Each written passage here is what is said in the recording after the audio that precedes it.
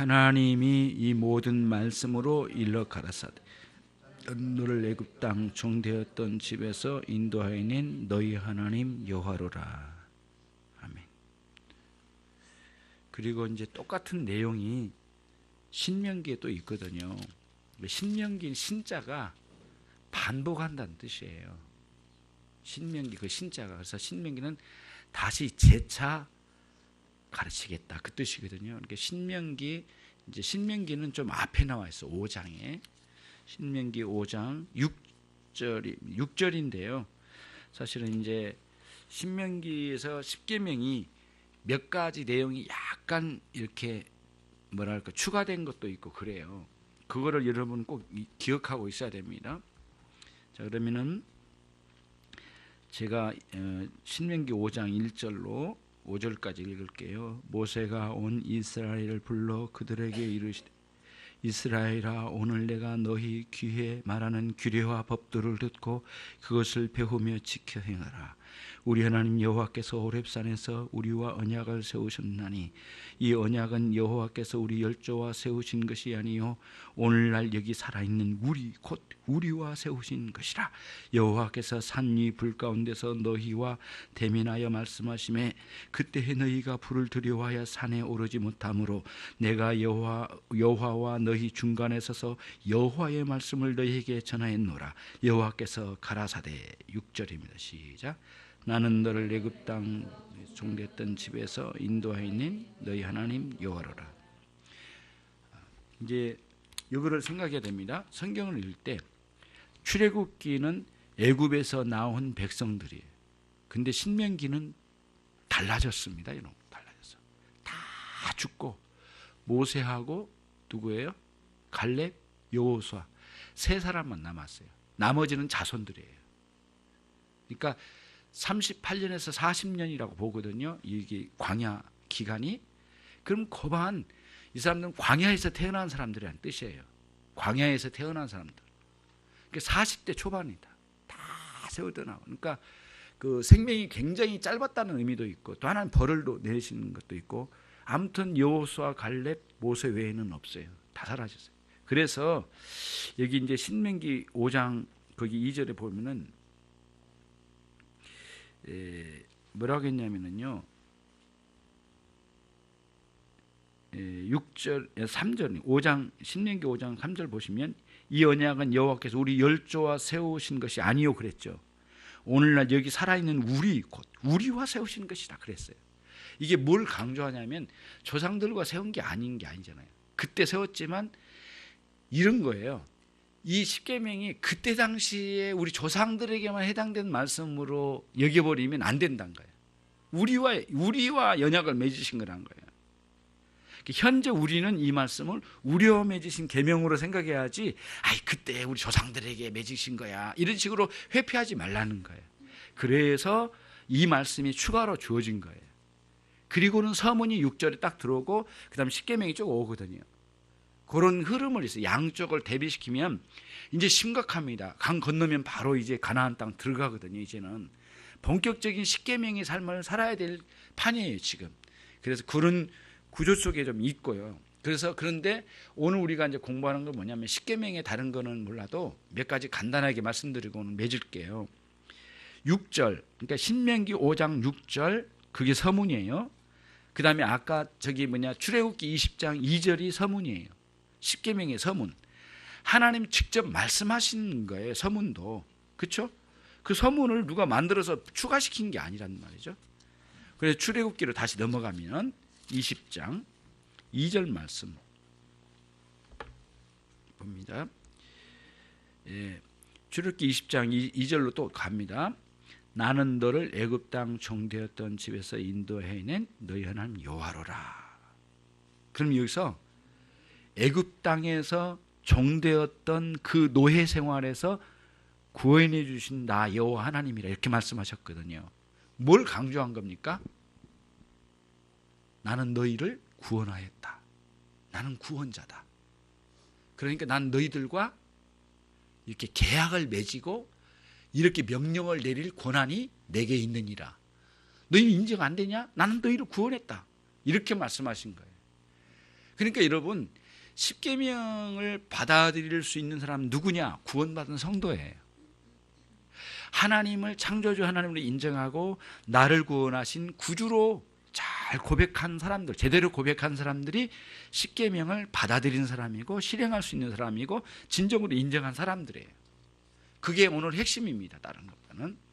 그래서 십계명에서 서문을 빼고 십계명을 읽는다면 그건 사실은 의미가 아주 반감되고 잘못하면 역전돼 버릴 수가 있어요. 왜냐하면 그 도덕주의자들 있잖아요. 도덕주의자들, 하나님 없이도 나 착실하게 살면 돼 라고 하는 도덕주의자들이나 하나님을 믿어야 돼, 하나님 믿음 가운데 올바른 삶을 살아야 돼 라고 하는 신자들 생각하고 차이가 있거든요. 하나님을 내 인생에 받아들이냐 받아들이지 않느냐의 문제니까 그 차이가 커요. 서문을 받아들이지 않고 인식하지 않고 십계명을 그대로 간다면 도덕주의자들하고 똑같은 거예요. 별반 다를 게 없거든요. 예. 그런 것을 염두에 두면 서문이야말로 굉장히 크고 의미가 깊다. 오늘 이제 이거를 대어리문답에서는 100문하고 101문에서 이거를 설명을 했던 거예요. 예. 그러면 이제 같이 한번 보도록 하겠습니다. 대어리문답이 뭐라고 써져 있는가 한번 보자고요. 예. 자, 그러면은 대어리문답 제 100문, 100문 딱 접어들면서 십계명이 시작된다는 걸 알 수 있겠죠? 그렇죠? 십계명에서 어떠한 특별한 것들을 고찰해야 합니까?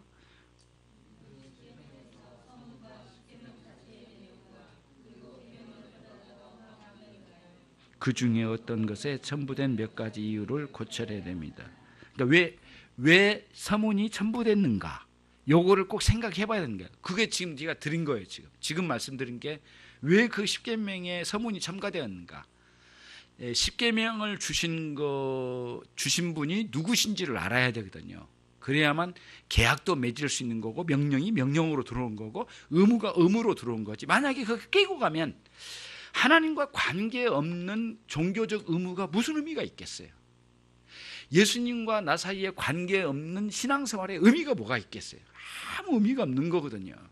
그 의미가 없는 거예요. 그러니까 자기 종교생활에 열심일 뿐이지. 그렇잖아요. 그게 이제 우리가 핵심으로. 그래서 주님이 내 인생 가운데 들어오셔서 그분이 내 인생의 주인 되시고 나는 그분을 섬기는 자로 있는 거죠. 예, 그래서 내 인생 중심에 그분이 와 계시고 온 우주 만물의 중심에 그분이 계시고 나는 옆에서 그분을 섬기는 거예요. 그래서 열심히 일하고 무엇을 감당하든지 간에 주님을 위하여 감당하는 거지 나를 위하여 감당한다면 그거는 내가 중심에 들어와 있는 거잖아요. 이런 차이 인식은 굉장히 큰 차이예요. 만약에 이거를 그게 무슨 큰 차이인가? 아니에요. 죽고 사는 문제예요. 신앙 있고 없음의 문제예요. 하나님을 인정하느냐 안 하느냐의 문제가 되거든요. 이제 그런 거는 이제 우리의 사상, 우리의 삶의 적용, 그 다음에 사람들과의 관계, 그 다음 내 마음 씀씀이 이 모든 것에 다 들어와요. 이게 이제 기독교의 가치관, 그 다음에 이제 세계를 보는 세계관, 보는 관점이거든요. 어떤 관점에서 보느냐는 다른 거예요. 불신자의 삶에서는 모든 게 나 중심이거든요. 다 나를 도와야 돼요. 내가 기쁘면 끝나는 거고. 그러나 이제 하나님 중심으로 가면 내가 기쁘더라도 하나님이 기뻐하신 기쁨일까? 하나님 좋아하시는 기쁨일까? 이렇게 점검해 보는 거에 좀 있어요. 좀 까다롭죠? 그러나 까다롭지 않아요. 왜 안 까다롭냐면 하나님 사랑하면 까다롭게 느껴지지 않아요. 예수님의 멍에를 매는 것도 쉽다고 한 이유가 뭐냐면 예수님 사랑에 깊이 빠지면 매는 건 쉬워요. 사랑에 빠지면 그러거든요. 여러분 사랑하지 않는 사람과 결혼 생활하는 건 거의 지옥일 거예요. 똑같은 원리예요. 왜 내가 그 사랑하지 않는 사람 밥을 해줘요? 왜 그 출근하는데 도와줘요? 사랑하지 않는 사람 왜 그러냐고요. 사랑하니까. 그거 희생이라기보다는 그게 기쁨이 되는 거예요. 그러니까 모든 삶의 원리에 사랑의 중심이 들어오면 의무가 되지 않아요. 기쁨이요 즐거움이 되는 거예요. 그러니까 이제 이게 우리가 하나님을 사랑하는 인격적인 관계로 깊이 들어와서 이런 하나님이 주신 이 십계명이 달콤하게 느껴지고 기쁘고 즐겁고 감사하게 받아들여지고요. 내게 유익으로 느껴져야만 되겠어요. 이제 101문 이제 갑니다. 십계명의 서문은 무엇입니까? 십계명의 서문은 이 말에 포함되어 있으니 나는 너를 애굽 땅 종되었던 집에서 인도하였니 너희 하나님 여호와라고 하시는 것입니다. 여기서 하나님께서는 자기의 주권을 영원 불변하시며 전능하신 하나님으로 나타내셨습니다. 또 자기의 존재를 스스로 자존하시고 그의 모든 말씀과 하시는 일에 존재를 부여하신 일로 나타내셨습니다. 또 옛날에 이스라엘과 이스라엘이신 것 같이 자기 모든 백성과 언약을 맺으신 하나님이시며 이스라엘을 애굽 땅 종되었던 같이 우리를 영적 노예 속박에서 구출하신 것을 나타낸 것이었으니 이 하나님만을 우리의 하나님으로 삼고 그의 모든 계명을 지키는 겁니다. 자, 중간에 우리는 이제 그어볼 때 문단을 그어보면은 또 중간에 또 하나가 또 옛날에 또가 이렇게 나왔죠. 구분만 하면 일단은 쉬워요. 이제 구분해서 간단하게 말씀드리고 한번 정리를 해볼게요. 이런 거죠. 우선은 그 신앙생활 하면서 이런 거 많이 들어보셨어요. 하나님의 절대 주권 사상이 가장 우리 사상에 가장 그 뭐라 할까요? 그 고귀한 사상이에요. 절대 주권 사상. 그러니까 왜 그러냐? 이렇게 질문하면은 이제 이런 거죠. 하나님 나를 창조하셨어요. 그래서 나를 여기 있게 해주셨어요. 그렇죠? 내가 여기 있는 것도 하나님께서 허용하신 것이거든요. 하나님께서 주신 거예요.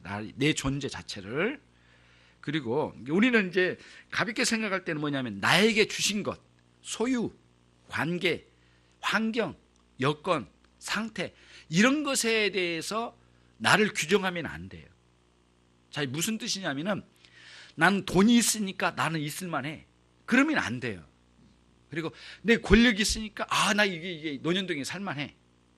좋은 친구가 있으니까 나 살만해. 이런 식으로 그 주변에 있는 것들을 기준해서 나를 찾아가려면 안 돼. 나는 나잖아요. 나의 주체가 있어야 되는데 남편이 훌륭하기 때문에 아내가 대단히 훌륭하기 때문에 나는 있을 만한 살만한 가치가 있어. 이렇게 말하면 안 되죠. 항상 나는 나라고 하는 것이 중심에 들어오는데 이 중심에 하나님과의 관계에서 나가 정립돼야지 주변에 있는 것들에 의해서 나가 정립되면 위험성이 참 많아요. 왜 그런 줄 아세요? 이 주변에 있는 것은 사라지거든요. 언제든지 사라져요. 이것도 사실은 토요일 날 정리해서 이렇게 짤까 했더니 살아있는 게 있더라고요. 바로 제거하기가 너무 아깝고 그래서 놔뒀거든요. 살릴 수만 있으면 다음 주까지 살리고 싶어. 이건 오랜만에 끝까지 하고 또 고생해서 해놓으셨는데 그냥 놔뒀으면 어떨까 하는데 자꾸 시들어서 몇 개는 제거하고 그랬는데요. 똑같아요. 그렇게 아름다운 꽃도 자꾸 사라지거든요. 그러니까 주변의 것이 자꾸 사라지는 거예요. 요걸 염두에 두면은 그러니까 주변의 것에 의해서 나를 규정하면은 이거 위험성이 참 많아요. 언젠가는 무너지거든요. 예. 그렇게 사랑하던 남편을 의지했는데 어느 순간에 세상을 떠나게 되면 나의 삶의 존재의 의미가 없어진 거예요. 그렇게 내가 애들을 애지중지해서 키웠더니 어느 날 엄마 필요 없어. 내 방에서 나가줘. 그러면은 막 엄청 속상해. 내 존재가 막 이게 있을 가치가 있는가 말이야. 이런 딸에게도 외면당하고 나는 이 세상에 가치가 없어. 아니 실제로 그러야 지금 완전히 막 나가 떨어진 사람이 있어요. 마음이. 그러면은 그렇게 하면은 안 돼요. 주변의 환경, 여건, 조건 이런 것들에 의해서 나를 규정하지 말고요. 하나님과의 관계 속에서 나를 규정하려고 찾아가는 거예요. 이게 신앙생활의 아주 핵심적인 요소인데요. 너무 많은 분들이 이게 약해요. 이제 보이는 것에 의해서 나를 자꾸 찾으니까. 그래서 항상 나는 하나님과의 관계 속에서 나의 존귀성이 뭔지를 찾아가야 되거든요. 그러니까 자기 사랑은 하나는 부정적이고 하나는 긍정적인 면이 있는데요. 부정적인 건 뭐냐면은 자기 욕망대로 막 살아가는 자기 사랑은 성경에서 아주 배격하는 아주 잘못된 삶이에요. 그런데 자기 사랑에 또 한 가지가 있어요. 뭐냐면은 나를 제대로 하나님과의 관계를 정립한 자기 사랑은 굉장히 뛰어난 거예요. 올바른 거예요. 내가 누군지 존귀하잖아요. 다른 말로 하면은 하나님의 자녀의 자존감이 있어야 돼요. 그게 세워져야 됩니다. 그 자존감 이런 게 무너져 있는 상태에서는 결국에는 이렇게 세워지질 않아요. 그래서 여러분 항상 우리는 그러거든요. 나 공부 많이 했기 때문에 나는 공부 잘했기 때문에 나는 우리 집에 돈이 많기 때문에, 우리 아버지 유명하기 때문에, 대충 이런 식으로 또 반대로 가잖아요. 나는 공부 못했기 때문에, 가난하기 때문에, 우리 아버지 어머님도 별로 인격적으로 훌륭한 분도 아니기 때문에 자꾸 좌절을 해요. 그러니까 좌절을 하는 이런 것도 주변에 있는 것에 의해서 자기를 규정하려고 하는 뭐랄까요, 이기적이고 하나님 배제된 그 자기 규정의 위험성이, 이것도 그러면 안 되거든요. 이제는 지나간 과거는 교훈으로 삼되, 타산지석으로 삼되, 잘못된 거는, 좋은 것들은 잘 교훈받아서 우리가 써먹되, 지나간 것은 지나간 거예요. 그렇잖아요. 근데 지나가는 과정에 어려움도 있었지만 그것도 잘 받아들이고 용납을 하시고요. 그리고 앞으로 현재 지금 내가 어떻게 살 것인가, 그리고 앞으로 어떻게 살아갈 것인가, 그리고 하나님은 항상 현재의 신앙을 요구하시지 과거에 잘못한 거 자꾸 우리에게 자꾸 따지고 들어오고 그러신 분이 아니세요. 물론 과거에 잘못된 거를 회개하고 재정립하는 게 중요하죠. 그러나 항상 묻는 건 현재예요. 아까 모세가 한 말도 그 말이잖아요. 아까 거기 나왔잖아요. 신명기 6장, 아니 신명기 아까 5장이었죠. 5장 3절에 나와 있어요. 이 계명은, 약속은 그 조상들과 한 계명이 아니다. 언약을 맺은 게 아니다. 우리와 맺은 언약이다. 근데 그게 사실은 맞긴 맞지만 실제로 보면은 조상들과 안 맺은 건 아니거든. 맺은 건 맺은 거잖아요. 근데 그 과거에 지나간 것은 지나간 거고, 지금 너희가 지금 이 붙잡고 있는 십계명을 그 사람들에게만 떠넘기지 말고 너희 것으로 붙잡아라, 그 뜻이에요. 그걸 강조하려고 말씀하신 거지, 과거에 없었다, 뭐 그때 한 건 거짓말이다, 그건 아니죠. 그때 있었던 사실이지만. 그래서 항상 현재의 신앙, 그러니까 지금 강 건너가면 이제는 그 가나안 땅으로 막 진입을 하거든요. 38년 40년 다 됐어요. 다 끝났어요. 광야 세월이 끝나고 이 안으로 들어가기 이제 일보 직전이었는데, 그래서 과거에 시내산에서 주었던 십계명은 너희 조상과 함께 한 것이 아니다. 지금 우리와 지금 여기 사신 거다. 그러니까 그 말씀을 지금 여기 우리가 붙들어야 된다. 우리 현재적으로 굉장히 모세가 중요하게 외쳤던 말씀들이에요. 그런 식의 신앙생활이 우리에게 이제 진행이 돼야 되겠는데, 이제 뭐랄까 십계명에서도 이것들을 규정해 보는 거예요. 이게 반복된 거지만 하나님의 주권은 불변해요. 이렇게 변하지 않는다는 게 특징이에요. 왜? 그분은 영원히 우리의 창조주시고요, 한 번 구원하신 그 구원자이신 하나님은 영원히 우리의 구원자이세요. 구원의 하나님, 창조주 하나님, 내 존재의 주인 되신 하나님으로 영원히 변질되거나 약화되거나 떠나지 않아. 그런 차원에서 불변하신 하나님과의 관계의 중심에는 하나님의 주권이 있다. 하나님 주권, 불변 주권이 있어요. 불변하신 주권. 그래서 우리가 인정을 하는 거죠. 근데 그 주권만 있으신 게 아니에요. 이러려면 능력이 없는 존재가 자기 권한만 행사하려고 하면 위험성이 많잖아요. 그러나 하나님은 그 당신의 권한도 있으시지만, 우리를 다스리고 이끌어가실 권한도 있으시고, 십계명을 주실 그 권한도 있으시지만 그분에게는 능력도 있으셔요. 그래서 저는 이제 이런 생각을 해요. 야, 십계명을 어떻게 지킨단 말인가? 못 지킨다. 이게 지난주 얘기했던 거거든요. 십계명은 완전히 지킬 수 없다. 그게 우리의 결론이에요. 그럼 비참하잖아요. 어떻게 해야 돼요? 충분히 십계명을 순종해 나갈 수 있는 사람들은 누구일까? 여러분 마태복음 22장 37절 8절 9절에 나와 있는 예수님께서 말씀하셨잖아요. 주 너희 하나님을 사랑하라. 그리고 뒤에 가면 또 뭐가 나오죠? 내 이웃을 내 몸처럼 사랑하라. 이 말씀을 온전히 순종해 나갈 수 있는 사람은 성령님께서 특별하게 역사해 주시지 않으면 불가능한 일이래요. 이게 기본 바탕이에요. 인간의 힘으로는 지킬 수 없는 걸 말씀하신 거예요. 그러니까 하나님께서 우리에게 주권을 행사하시되 반드시 우리 앞에 능력으로 다가오신 하나님이세요. 아까 오전 설교에서 예수님께서 말씀하시되 그 능력으로 다가오는 게 뭐냐면은, 예수님은 우리에게 성령을 이렇게 마음에 불어넣어 주신다.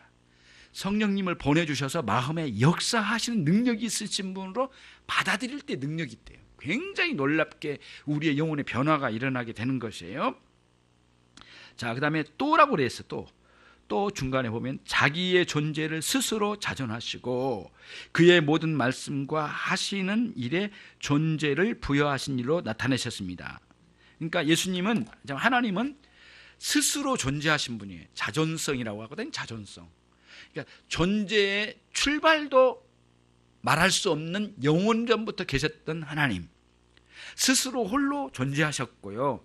그 다음에 존재라고 하는 것은 존재가 유지가 돼야 되거든요. 우리가 밥을 먹고 존재가 유지돼야 되거든요. 뭔가 존재가 유지돼야 되는데 모든 존재에 유지되는 것도 당신 자신이 무언가에 의존하지 않는 하나님이시란 거예요.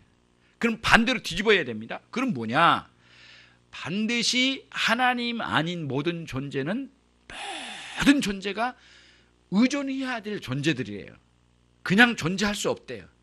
반드시 누군가에게 뭔가에 의존된 존재래요, 우리 인생이. 그래서 여러분, 우리가 이렇게 살지만은 동료들과 의존된 존재예요. 이게 아무것도 아닌 것처럼 가볍게 느낄 일이 아니거든요. 또 산에 가면, 운동하러 산에 가잖아요.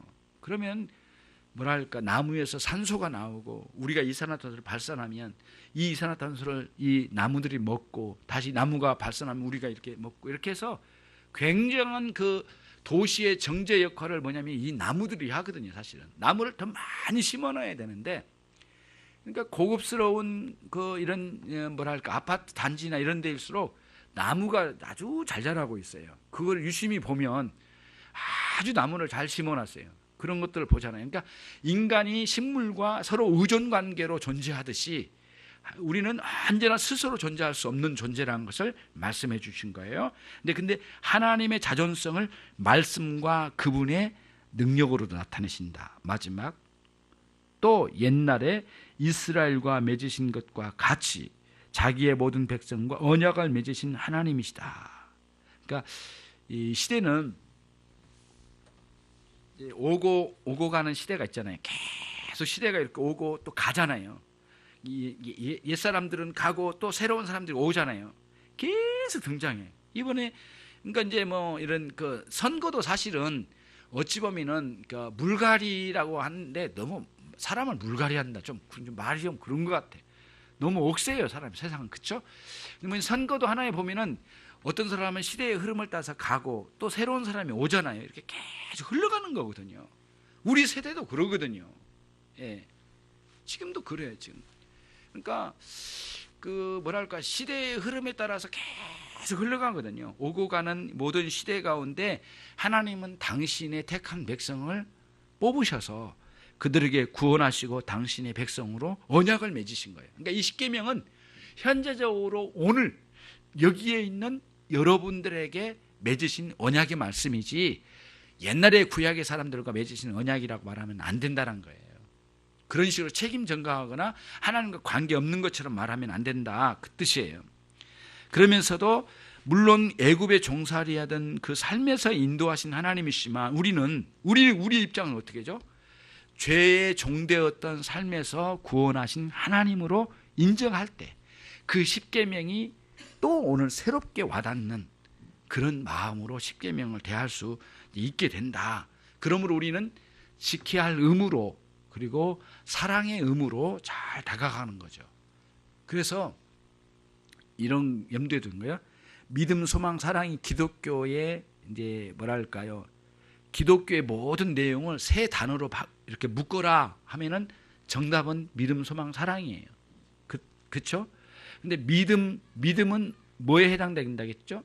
우리가 오늘 이제 개혁신앙의 노선에서 본다면 뭐라고 했죠? 사도신경이 우리가 믿어야 될 내용의 축약판이에요. 축약된 거예요. 그러면 사랑, 그러니까 믿음, 소망은 뭐예요? 예수 그리스도의 주기도문이 축약판이에요. 우리의 소망에, 우리의 진정한 소망의 축약판이에요. 그럼 우리가 해야 할 사랑, 마지막 기독교의 믿음, 소망, 사랑인데 사랑은 뭘까? 뭐죠? 십계명이 그 우리가 사랑해야 할 축약판으로 딱 다가왔다는 거예요. 그거를 쫙 풀면 하나님의 뜻이 거미줄처럼 연결되어 있어요. 여러분, 그런 생각을 가지고 십계명에 나타난 그 서문을 잘 받아들이고 그분과의 관계를 생각하고 십계명의 정신을 따라서 정말 앞으로 우리의 삶이 아름답게 되어져 가기를 간절히 바랍니다. 기도하겠습니다. 제가 기도합니다. 하나님 아버지 감사합니다. 당신의 종들을 특별히 십계명의 서문을 통해서 밝혀주신 의미를 주셨사오니 감사합니다. 우리 마음에 이제 하나님과의 관계 안에서 십계명이 다가오게 하시고 또 십계명의 이 서문에서 밝혀주신 창조주 하나님, 구원의 하나님을 명백하게 보여주셔서 우리에게 나타내 주셨사오니 이제 우리가 주님을 사랑하는 마음으로 십계명의 정신을 따라서 정말 아름답게 살 수 있도록 인도해 주옵소서. 예수 그리스도의 이름으로 기도 올리옵나이다. 아멘.